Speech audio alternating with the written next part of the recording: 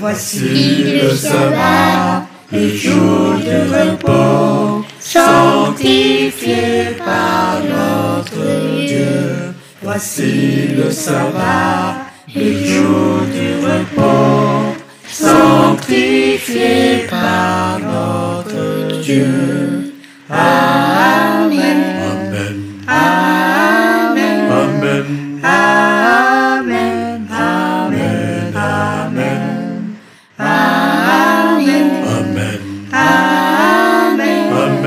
Amen. Amen. Amen. Amen. Voici le sabbat, le jour de repos, sanctifié par notre Dieu. Voici le sabbat, le jour du repos, sanctifié par notre Dieu.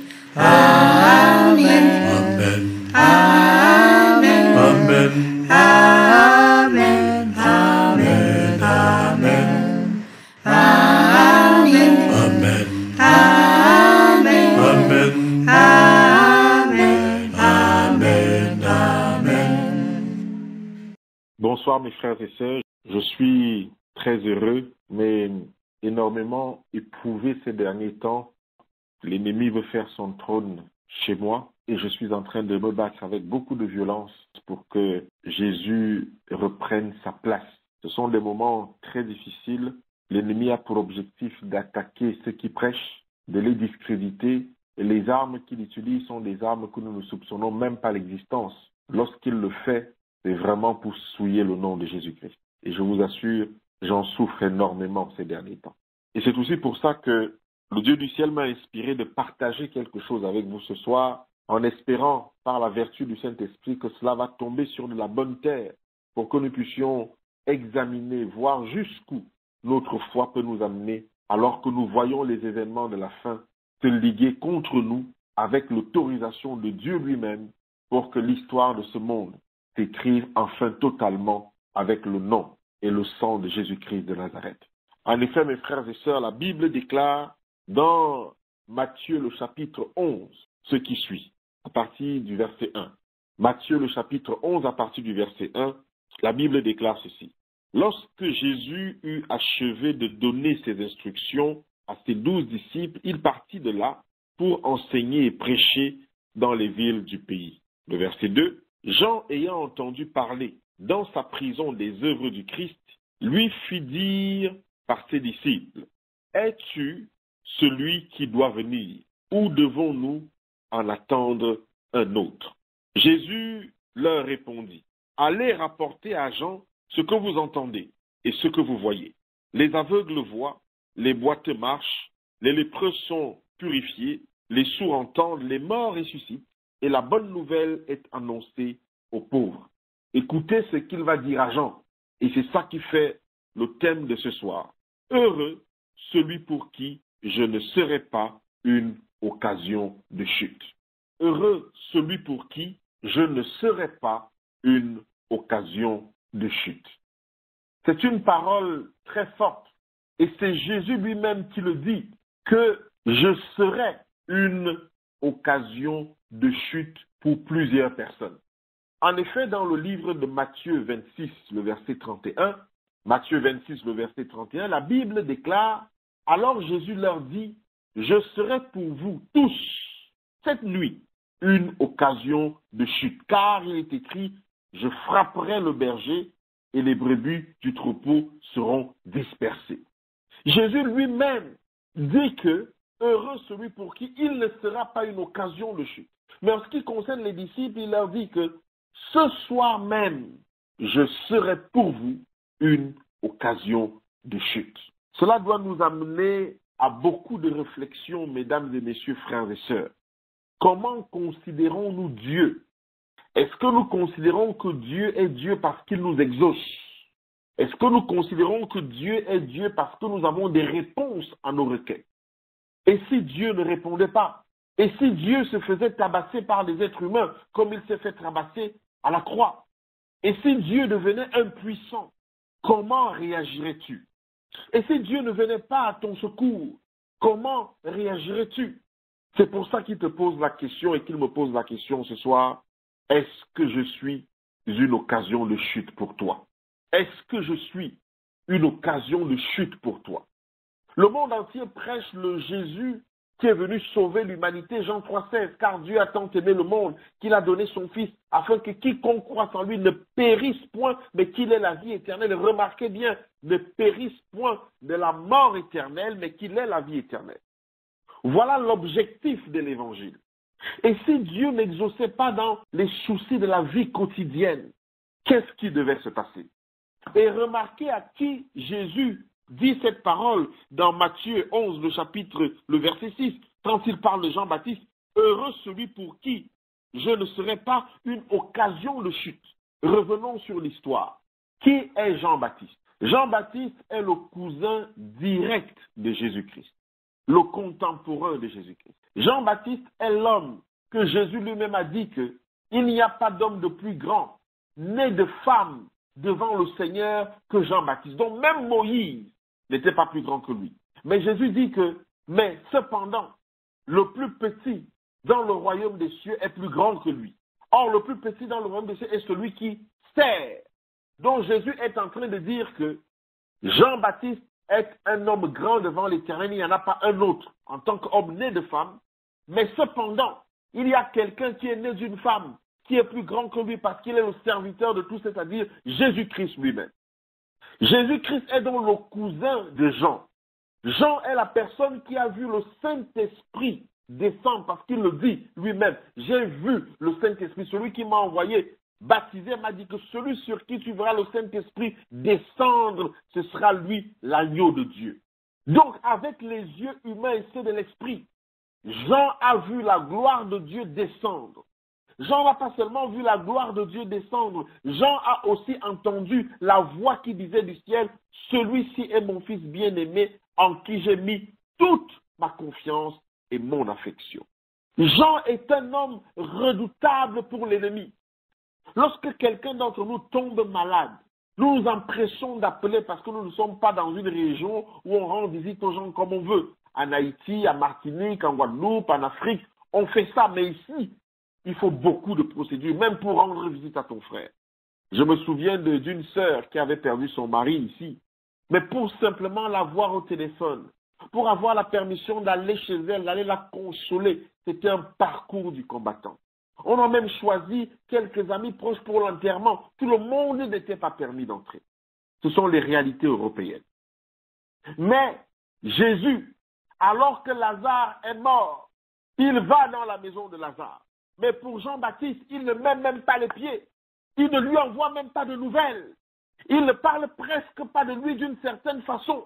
Et pourtant, c'est son cousin. Et pourtant, c'est celui-là que Dieu a utilisé pour baptiser Jésus. C'est aussi celui-là, Jean-Baptiste, qui a montré au monde entier l'agneau de Dieu qui ôte les péchés du monde.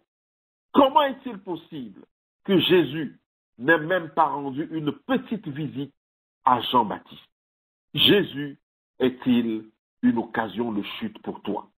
Lorsqu'on a donc connu l'histoire et qu'on a compris quel est le personnage que nous avons en face de nous, cet homme de foi qui est baptisé de l'Esprit Saint, qui a vu l'Esprit Saint, qui a reconnu le Messie, qui a entendu la voix de Jésus, commence à rentrer dans le doute parce qu'il se passe quelque chose, il est en prison, il se sent mal, il commence à poser des questions. Jean, ayant entendu parler dans sa prison des œuvres du Christ, lui dire par ses disciples, es-tu celui qui doit venir ou devons-nous en attendre un autre? Qu'est-ce qui se passe? Jean, c'est toi qui as montré au monde que voici le Messie, voici l'agneau de Dieu. Comment est-ce que tu doutes encore de cela?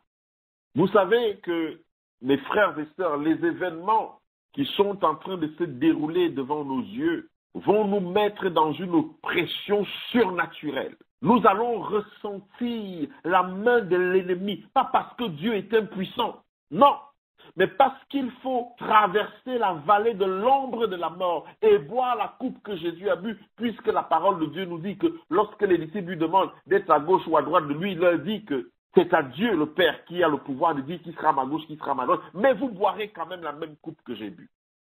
Et c'est la raison pour laquelle vous commencez à voir beaucoup de divisions, de querelles, de plus en plus de divorces. Et nous devrions comprendre que dans ces conditions, lorsque l'ennemi entre chez quelqu'un, alors que nous avons l'impression que Dieu ne réagit pas, nous devons nous poser beaucoup de questions. Comme Jean est en prison, un homme de foi avéré, comment se fait-il que Jean soit en prison alors que Jésus est là? Et que Jean soit obligé de douter alors qu'il a vu le miracle de Dieu lui-même, de dire Jésus, j'entends des choses depuis ma prison. Es-tu celui qui doit venir ou devons-nous en attendre un autre? Mon frère, ma sœur, à plusieurs fois, est-ce que tu ne t'es pas posé la question? Est-ce que lorsque tu étais dans une difficulté, Jésus n'a pas été une occasion de chute pour toi? Est-ce qu'à un moment donné, lorsque tu poses une action et ta conscience te parle que tu ne dois pas faire ça et tu le fais quand même, est-ce que Jésus ne devient pas une occasion de chute pour toi? Est-ce que lorsque c'est difficile et que Jésus te demande de pardonner et que Jésus te demande d'avoir de la miséricorde et que tu refuses, est-ce que Jésus ne devient pas une occasion de chute pour toi? Lorsque tu juges l'autre, alors que tu sais que la Bible dit de ne pas le faire, est-ce que Jésus ne devient pas une occasion de chute pour toi? Lorsque tu vois les frères et sœurs se déchirer et que tu entres dans la danse diabolique, est-ce que Jésus n'est pas une occasion de chute pour toi? Au moment dans Matthieu 26 où Jésus dit que je serai une occasion de chute pour vous ce soir à tous, vous savez bien comment cela s'est passé. Lorsqu'on a arrêté Jésus-Christ et qu'on a commencé par le malmener, Pierre a suivi Jésus. Et lorsqu'une pauvre femme était là, reconnaît Pierre comme disciple de Jésus, toi aussi tu étais le disciple de cet homme, il dit non, je ne l'ai jamais connu, je ne le connais même pas. Jésus avait donc raison de dire que cet homme qui a guéri les malades, qui a chassé les démons, qui a ressuscité les morts, avec ses disciples, qui s'appelait Jésus-Christ, son disciple le plus farouche, l'a renié, parce qu'il n'était plus bon de dire qu'il était disciple de Jésus. Et nous sommes dans cette période, mon frère, ma sœur, que bientôt, avec la honte et le déshonneur, nous n'allons plus dire que nous sommes des chrétiens. Lorsque la loi du dimanche va se positionner devant vous et moi, nous n'allons plus dire nous sommes des chrétiens. Lorsque nous serons devant une difficulté où nous devons continuer à résister, nous allons dire nous ne sommes plus des chrétiens. Lorsqu'on a en face un enfant qui devient rebelle, il faut le corriger. Nous allons employer les méthodes du monde, nous ne sommes plus des chrétiens. Lorsque nous sommes dans un problème difficile dans notre foyer, par exemple, et que nous voyons que la seule porte de sortie, c'est le divorce, alors que la Bible dit le contraire, mon frère, ma sœur, nous allons renier la chrétienté parce que nous voulons faire notre volonté. Est-ce que Jésus n'est pas une occasion de chute pour toi et pour moi? Si Pierre a renié Jésus, ça veut dire que l'épreuve, le passage que nous allons vivre va démontrer si la pierre est tombée sur nous ou si la pierre nous a portés. Pierre était tellement sûr de lui qu'il ne s'attendait pas à ce qu'il pouvait régner son maître et que son maître allait être une occasion de chute. Après plus de 3 années et demie de fréquentation, ils ont vu les miracles ensemble. Ils ont vécu des expériences fortes ensemble. Leur foi était presque au top niveau parce qu'ils savaient que Jésus était là. Mais le jour où il a fallu reconnaître Jésus, il n'y avait plus personne. Les événements qui arrivent vont dévoiler la véritable foi que nous avons, mes frères et sœurs. Et ce n'est pas un jeu, c'est un pari pour la vie éternelle. Ceux qui ont construit sur le sable ne résisteront pas. Mais seuls ceux qui ont construit sur le roc pourront résister. Parce qu'il est écrit que Jésus sera une occasion de chute pour nous. Lorsque nous devrions choisir entre souffrir, manger et boire, qu'allons-nous choisir? Jean-Baptiste, qui est l'homme le plus important de l'humanité, après Jésus-Christ, selon les paroles de Christ lui-même, envoie la nouvelle à Jésus. Es-tu celui que nous attendons ou devrions-nous attendre un autre? Jean, où est le Saint-Esprit que tu as vu? Où est le Messie que tu as reconnu?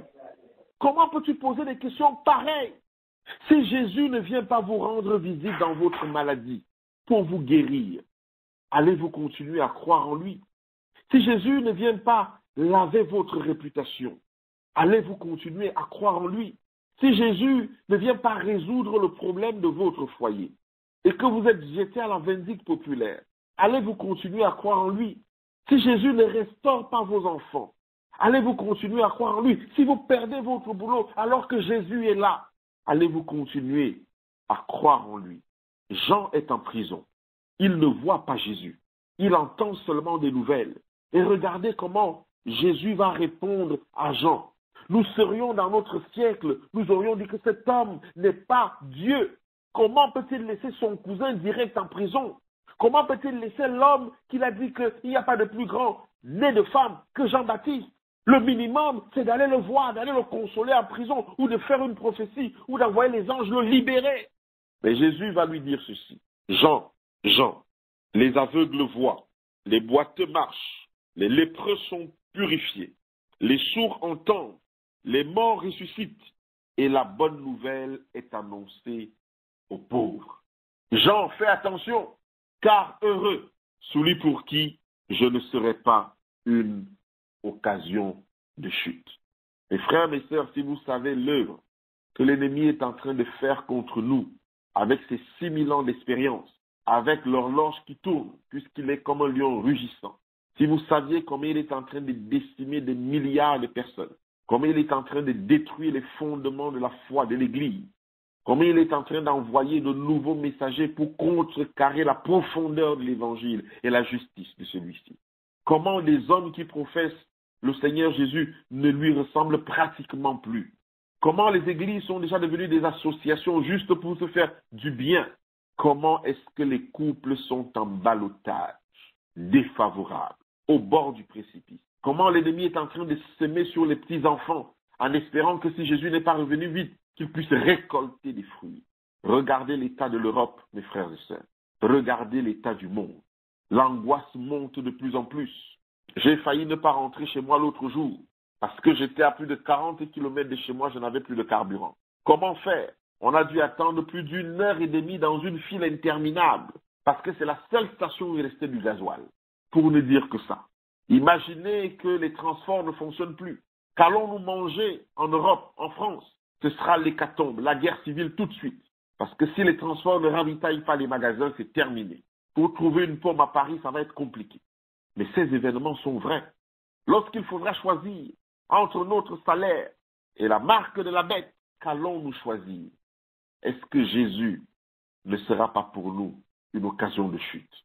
Ne dirons-nous pas non, c'est le même Dieu, qu'on l'adore le sabbat ou le dimanche, ce n'est pas un problème. Lorsque nous allons perdre du travail avec toutes les pressions qu'il y a actuellement, est-ce que Jésus ne sera pas une occasion de chute? Mon frère, ma sœur, nous devons faire confiance à Dieu dans les chemins dans lesquels il nous fait passer. Car un proverbe dit que Dieu écrit droit sur les lignes courbes. Vous n'imaginez pas comment Dieu est obligé d'écrire droit sur les lignes courbes. Il peut écrire comme ça presque en contradiction avec les Écritures. David n'était pas autorisé à manger les pains de proposition dans le temple. Mais la Bible dit qu'il eut faim, il a mangé. Il y a des choses que pour que Dieu arrive à un résultat, pour te sauver la vie, tu peux passer par toutes sortes de choses, pourvu que tu aies la vie éternelle. C'est ce qui compte. Et c'est la promesse qu'il nous donne. Ce n'est pas les choses de cette terre. Il peut arriver que Dieu ne te guérisse pas d'une maladie. C'est parce qu'il a décidé ainsi. Et si nous avons foi en Dieu, car la foi est une ferme assurance des choses qu'on espère, une démonstration de celles qu'on ne voit pas, si nous avons confiance en Jésus, nous savons que l'objectif de Dieu pour nous, c'est la vie éternelle. Si le Seigneur ne nous sauve pas d'un accident, ce n'est pas parce que nous sommes de gros pécheurs, mais c'est parce que c'est aussi peut-être un moyen d'enlever les justes sur la terre. Et personne n'y voit. Je voudrais prier, mon bien-aimé frère, pour que le Seigneur fortifie notre foi et que nos vies soient remises entre les mains de Jésus-Christ de Nazareth. De telle façon que quelle que soit la décision que la divinité va prendre, que nous puissions savoir que c'est pour notre bien. Je ne peux pas expliquer aujourd'hui pourquoi Jésus n'est pas allé rendre visite à Jean-Baptiste. Mais Jean-Baptiste a vu les merveilles de Dieu. Et Dieu lui a envoyé une nouvelle en lui disant, Jean-Baptiste, attention. À tous nos frères et sœurs qui sont ici, attention, heureux, celui pour qui Jésus-Christ de Nazareth ne sera pas une occasion de chute. Et je prie que le Seigneur nous envoie toujours du secours. Et si un jour, il ne doit pas nous envoyer du secours comme il a fait avec Jésus-Christ lui-même lorsqu'il disait « Père, il est possible que cette coupe s'éloigne de moi, mais que ta volonté soit faite et que Dieu, Jésus décide de ne pas nous envoyer du secours parce que nous devons voir la coupe, que nous puissions avoir confiance que mon Rédempteur est vivant. Je sais qu'un jour viendra, il me relèvera. Il me donnera la grâce de prouver au beau milieu de la tempête que la parole de Dieu a raison.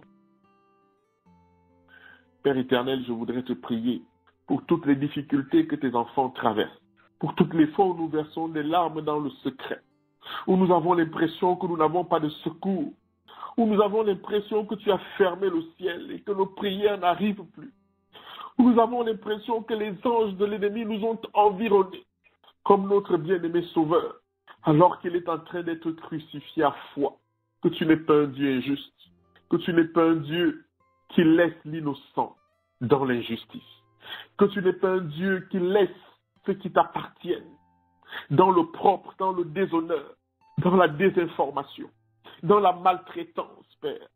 Nous avons foi au beau milieu de la tempête que tu es Dieu et qu'un jour tu nous rendras justice. Parce que nous continuons à croire que le sacrifice que tu as fait est éternel pour ceux qui croient en toi. Puisses-tu nous donner la force de résister. Puisses-tu nous donner la force de croire que même à la dernière seconde, tu peux renverser toutes sortes de situations. Puisses-tu nous donner la force de croire que tu es le Dieu Tout-Puissant, même lorsque tu te tais et que tu ne fais rien. Que la gloire et l'honneur te soient rendus pour cela. Nous t'avons prié dans le nom de Jésus-Christ. Amen. Amen, amen, amen.